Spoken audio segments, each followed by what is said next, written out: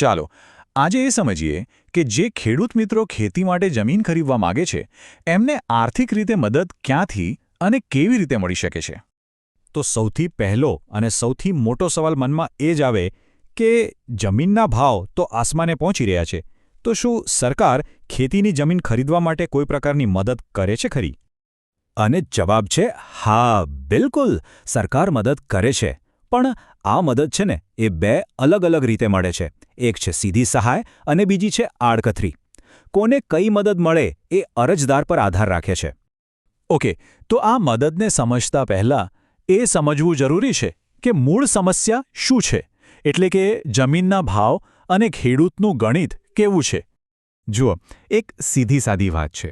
સોનું હોય, ચાંદી હોય કે પછી જમીન, આ બધી વસ્તુઓ લિમિટેડ છે. એ કંઈ ફેક્ટરીમાં બનતી નથી, બરાબર? અને જે વસ્તુ મર્યાદિત હોય એના ભાવ તો વધવાના જ છે.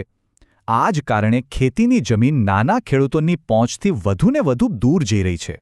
સારું, તો આ પરિસ્થિતિમાં સરકાર કેવી રીતે મદદ કરે છે? ચાલો પહેલા પ્રકારની સહાય જોઈએ, એટલે કે સીધી સહાય. હવે આ સીધી સહાય એટલે શું? તો આ એક એવી સરકારી ગ્રાન્ટ છે જે સીધી લાભાર્થીના હાથમાં આવે છે. આ યોજના સમાજ કલ્યાણ વિભાગ ચલાવે છે અને ખાસ કરીને અનુસૂચિત જાતિના એવા ખેત મજૂરો માટે છે જેઓ જમીન ખરીદીને પોતાના માલિક બનવાનું સપનું જુએ છે. તો આ સહાય મેળવવા માટેની શરતો શું છે? ચાલો એક પછી એક જોઈએ. પહેલું, લાભાર્થી અનુસૂચિત જાતિના ખેત મજૂર હોવા જોઈએ. બીજું, એમના આખા કુટુંબની વાર્ષિક આવક 6 લાખ રૂપિયાથી ઓછી હોવી જોઈએ. સરકાર પ્રતિ એકર 1 લાખ રૂપિયા સુધીની મદદ કરે છે, એટલે કે વધુમાં વધુ 2 એકર માટે 2 લાખ રૂપિયા મળે. અને હા, એક બહુ જ મહત્વની શરત, જે જમીન ખરીદવામાં આવે એને 15 વર્ષ સુધી વેચી ન શકાય કે એનો ઉપયોગ પણ બદલી ન શકાય. હવે સવાલ એ થાય કે આ તો થઈ અનુસૂચિત જાતિના ખેત મજૂરોની વાત, પણ સામાન્ય વર્ગના ખેડૂતોનું શું? શું એમના માટે કોઈ વ્યવસ્થા છે? તો હા, એમના માટે છે આડકતરી સહાય. અહીં સરકાર સીધા પૈસા નથી આપતી. એના બદલે સરકાર એ સુનિશ્ચિત કરે છે કે સામાન્ય વર્ગના ખેડૂતોને જમીન ખરીદવા માટે બેંકમાંથી ખૂબ ઓછા વ્યાજદરે લોન મળી રહે. આ માટે ખાસ કૃષિ લોન યોજનાઓ ચલાવવામાં આવે છે. આપણે ઉદાહરણ તરીકે જોઈએ તો ખેતી બેંક છે, સ્ટેટ બેંક ઓફ ઇન્ડિયા એટલે કે SBI છે. આ બધી બેંકો લોન આપે છે. અને અહીં એક વાત ખાસ નોંધવા જેવી છે.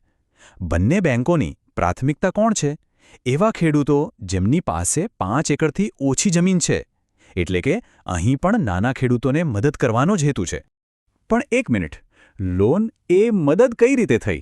લોન તો પાછી ભરવી પડે, બરાબર ને? તો એને સહાય કેમ કહેવાય? ચાલો આનું ગણિત સમજીએ. વાત એમ છે કે આ જે કૃષિ લોન છે ને, એના પરનો વ્યાજદર બહુ જ ઓછો હોય છે. હવે એની સરખામણી કરો જમીનના ભાવમાં થતા વાર્ષિક વધારા સાથે.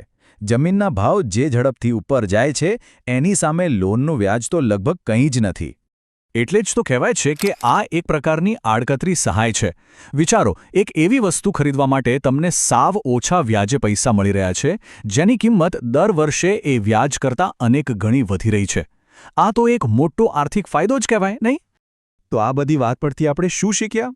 ચાલો આખા વિશ્લેષણનો સારાંશ જોઈ લઈએ. તો મુખ્ય વાત એ છે કે મદદ માટે 2 રસ્તા છે. અનુસૂચિત જાતિના ખેત મજૂરો માટે સીધી ગ્રાન્ટ અને સામાન્ય ખેડૂતો માટે ઓછા વ્યાજની લોન. સીધી સહાયમાં આવક અને જમીન વેચાણ પરની શરતો થોડી કડક છે, જ્યારે લોનવાળી આડકતરી સહાય એટલા માટે ફાયદાકારક છે કારણ કે જમીનના ભાવ વધારા સામે વ્યાજદર બહુ ઓછો છે. પણ બંને યોજનાઓનો મૂળ હેતુ એક જ છે: નાના અને સીમાંત ખેડૂતોને મદદ કરવી, જેથી તેઓ પોતાની જમીન વધારી શકે. અને આ આખી ચર્ચા આપણને એક અંતિમ સવાલ પર લાવીને મૂકે છે. આ સરકારી યોજનાઓ તો છે જ, પણ એ સિવાય નાના ખેડૂતો પોતાની જમીન વધારી શકે અને નાના પાયાની ખેતીનું ભવિષ્ય ઉજ્જવળ બને એ માટે હજી બીજું શું કરી શકાય? આ એક વિચારવા જેવો પ્રશ્ન છે.